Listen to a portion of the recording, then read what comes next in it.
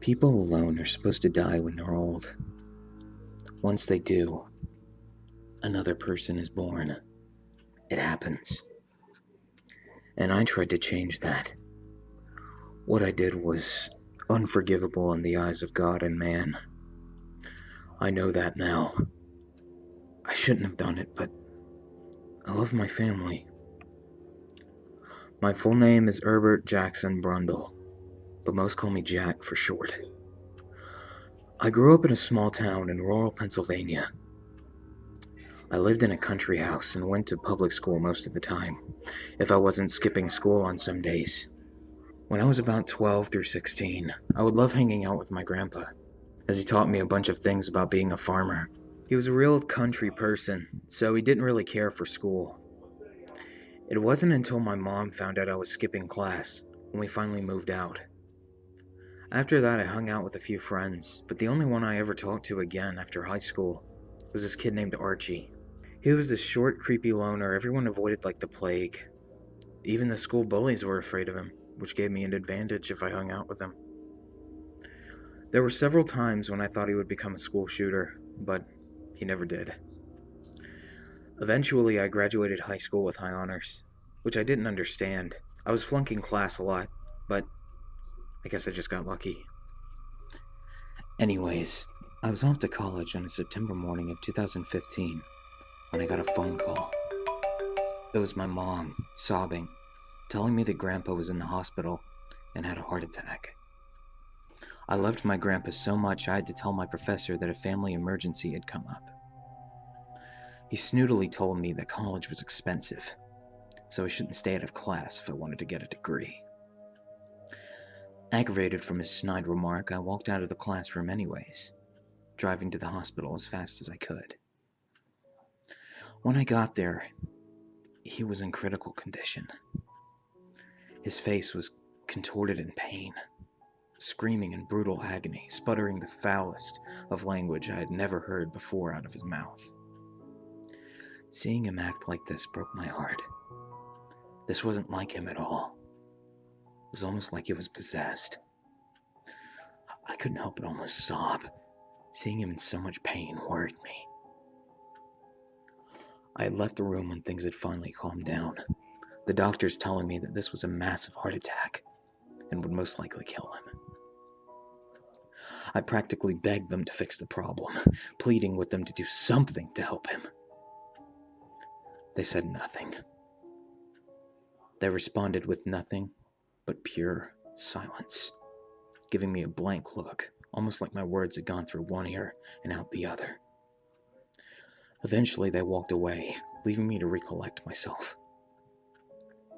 Hours passed and I sat outside the room, letting my grandpa rest. I held my head in my arms.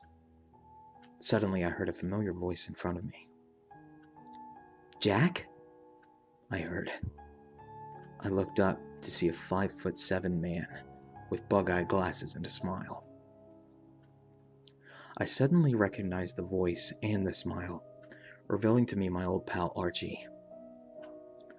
I started basic conversation as he told me that he was an orderly now and cleaned up after patients. I told him my issues and that my grandfather was in critical condition and that the doctors were doing nothing at all to help. He suddenly looked around as if he were about to pass me drugs or something. "Do you want to help him stay alive?" he asked, looking at me. I looked at him, thinking he was joking at first. I told him to knock it off, and that I was being serious. He replied that he was too. "Yes," I answered. Suddenly he looked around, before getting out a post-it note and writing a date and an address. "Meet me here at 11 p.m. tomorrow night," he told me, as he got up and walked away. I had no idea what was going on, or what he was planning to do. But if this could save my grandfather, then damn it, it had to be done. I'd followed through with what Archie had told me to do. A day later, I went to the address, which was actually a worn-down warehouse building just outside of Philadelphia. I stayed out there at the front door and waited on Archie, noticing a car approaching. Surely enough, Archie came out, going over to the door, unlocking it, looking around. "Keep quiet, okay?" he asked me. I nodded as he took me inside with him. I walked in with him and went down the leaky concrete stairs. A bunch of rats, mice, and other animals squeaked in their confined areas. "I don't understand. How does this help my grandfather?" I asked him. He just shushed me and kept walking. We finally went to another steel door, locked, covered in thick rust and yellow mold. I coughed in disgust and walked in. Test tubes and other scientific things littered the ground, as well as mold all over the walls. "You'll see," he told me. "I want you to examine something. Have you ever heard of GDF-11? He asked me. At first I was confused, watching him with curiosity. "What the hell is that?"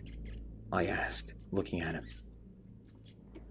"It's a special type of serum derived from human blood. It should be able to help your grandfather," he told me vigorously. I began to back away before I pulled on the handle of the door I came in through. It was locked. He suddenly began to stare at me, his smile gone now. "Come back over here. I want you to see this," he told me, an unsettling grin spreading across his face. I was immediately unsure about this now. The way he looked at me sent chills up my spine.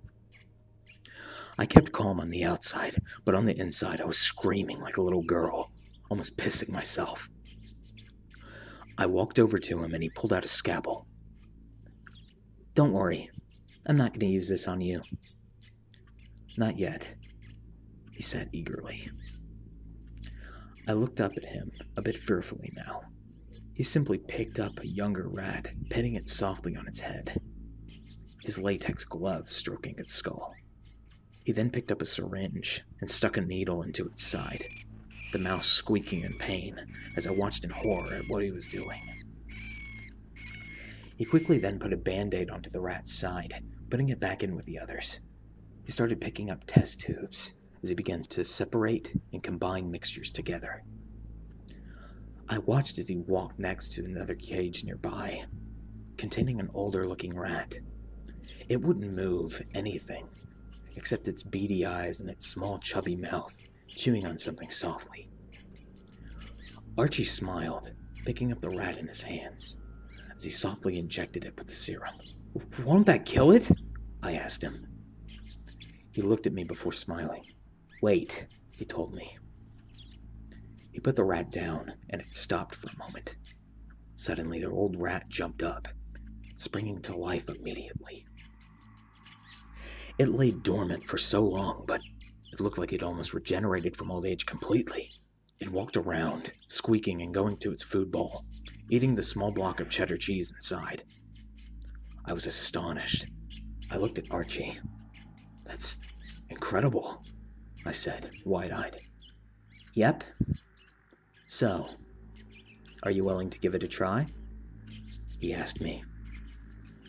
Half-heartedly, I sat down and rolled up my sleeves, remembering to be carefully giving him my arm. I felt dizzy before everything went black. I suddenly woke up out of my sleep and into my dorm room, my head hazy. I looked around, noticing the time read 2 p.m. Coming to my senses, it appeared as if I had slept for almost 14 hours. I panicked and remembered my classes, but I was still worried about my grandfather. I got up and felt a slight pain in my side, revealing that I had a bandage just right over my abdomen. I didn't care at this point.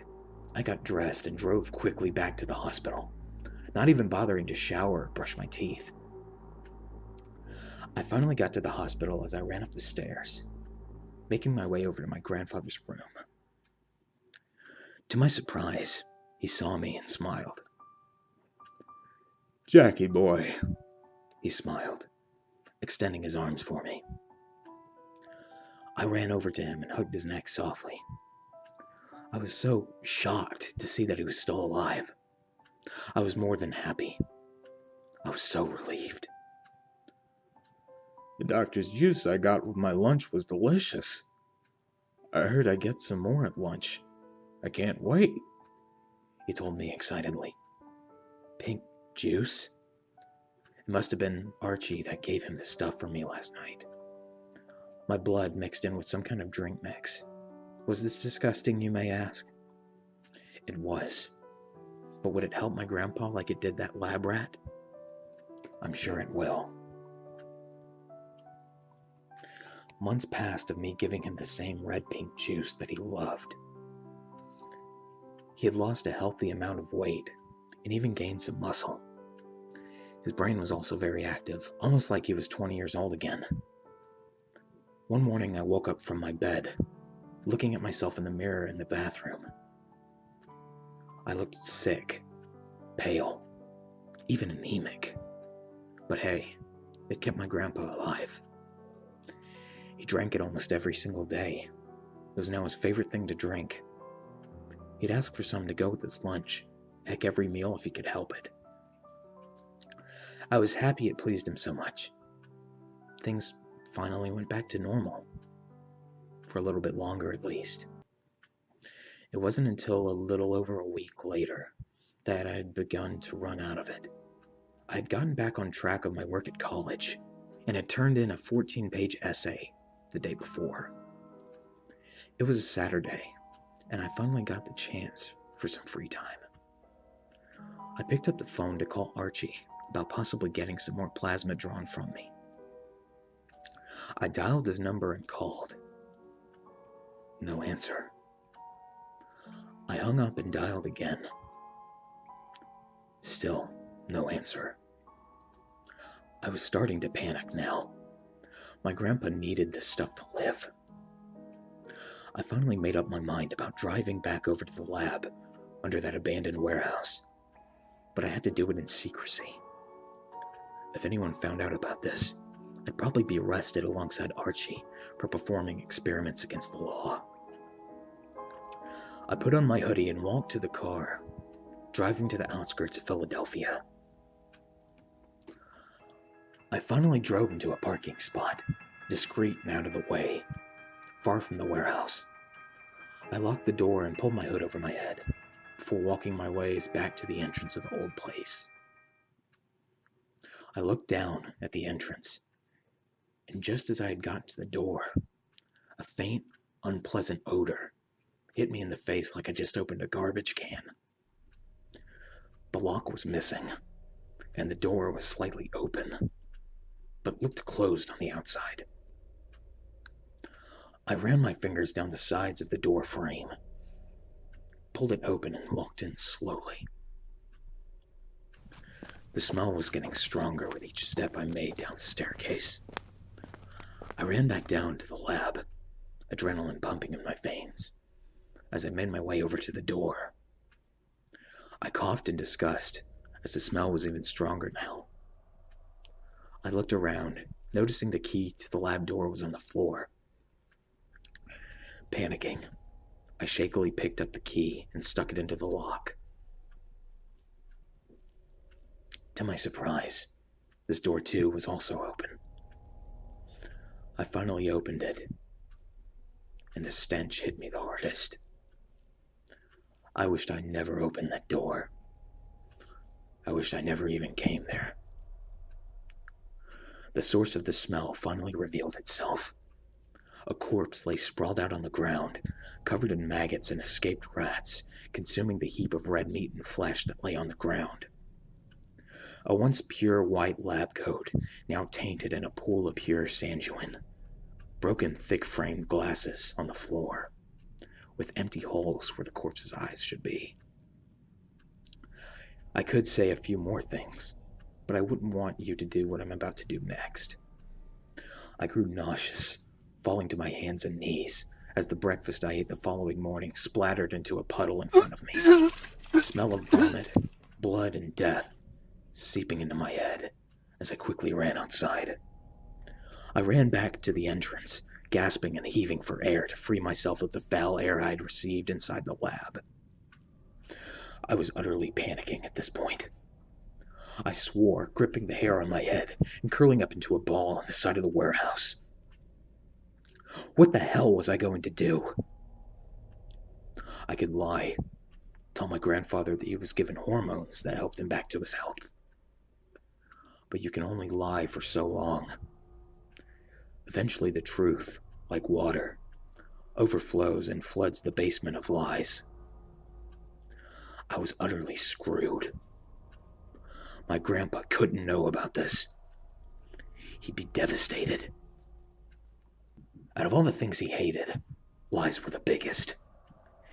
He can't know about this. I couldn't tell him. This had to be kept secret. I locked the door to the warehouse and made my way back to the dorm room. A couple of months had passed. All but I had forgotten about Archie. The doctors were too busy caring about their paycheck to even notice. They had hired another orderly named James to clean up after their patients. Eventually, things had escalated. My grandpa had begun throwing fits of rage whenever he didn't get the drink he wanted. I offered him different drinks, but he didn't want any of those. He told me they just didn't taste the same. Eventually, my mother decided that my grandfather couldn't take care of himself anymore and sent him to a senior care center, which I argued with her about, but she was a strong-willed woman, and she ignored what I thought was for the best of him. A few months had passed, and I'd gotten a few letters in the mail telling me that my grandpa had injured a majority of the staff members at the senior center. After all this time, I finally decided to tell him the truth. I couldn't take it anymore. This was too much. If I didn't tell him, these fits would keep going. I decided to go the next morning. The next day I made my way over to the senior care center, where my grandfather was being held. I walked in, finding a room where two men stood in front of the door. I looked into the window of the door, seeing the man I once knew, his hair over his face, as he was locked into the chair. I gulped before I walked inside of the room carefully, sitting down in front of him. "Grandpa?" I asked him, looking up at him. His dark, bloodshot blue eyes gave me a glare. "Jackie boy, I knew that was you. Why are you here? Give me some more of that juice, I hope," he said in a raspy voice. This definitely wasn't like my grandpa. Not anymore. I swallowed my pride and spoke. I have to tell you something, Grandpa. This isn't going to be easy for me to say, I said honestly. He slumped back in his chair, sighing out of disappointment, looking away from me as if uninterested. And then, I did it. Grandpa, you've been drinking my blood. That pink drink I kept giving you, strawberry drink mix and my blood mixed in, I said as honestly as I could. I finally revealed to my grandpa after all this time that I was giving him my blood as a sick science experiment. I felt so unendingly guilty. I told him I felt sorry that I didn't tell him, but I didn't get the reaction I was expecting. I was expecting angry, furious yelling. My grandpa didn't like secrets, but he was grinning. Something I never knew my grandfather could do. He smiled. Not like a soft, gentle smile he usually gave, but a menacing grin. Like he just knew. I have to go, Grandpa. I love you, I told him softly with a weak smile. He just stared, watching me leave. I walked out of the room, shutting the door behind me. Suddenly, a loud thud hit the door as Grandpa started yelling and screaming at me, yelling profane words at me as I watched in horror. Some men were sent in to restrain him, but he easily overpowered them. He threw one guard to the side before picking up a chair and tossing it at the window, slamming himself into it. I know what you did, you stupid fucking chode. I heard him yell full force at me. Tears sprang into my eyes, and I ran, running out of the place as fast as I could. I went home and drove off faster than I've ever driven in my life. About a year later, my grandpa was taken to a maximum security asylum, driven mad by the supposed juice that that I gave him. I still think about that, what I did. I felt the heavy weight of guilt on my shoulders. I sat in my room, watching television, trying to keep my mind off things. I flip channels constantly, trying to get to anything that will pull me in, and just as I look on the screen, the words the man was saying block out. Ringing filled my ears, and my heart sank into my stomach. The same asylum he had been transferred to was on fire. It was lit ablaze. Finally, the ringing stopped, and I heard what the television said. Local police have confirmed a patient has escaped Belmont Behavioral Mental Hospital. Approximately 6'4", 192 pounds. The TV trailed off again in my head. My grandpa was 6'4" and 192 pounds. I turned off the TV and stepped into my dorm room bed. I sat and lay down quietly, heaving breaths escaping my mouth. I turned to turn off the light to finally rest when I spot familiar eyes and a grinning mouth peering in through my window.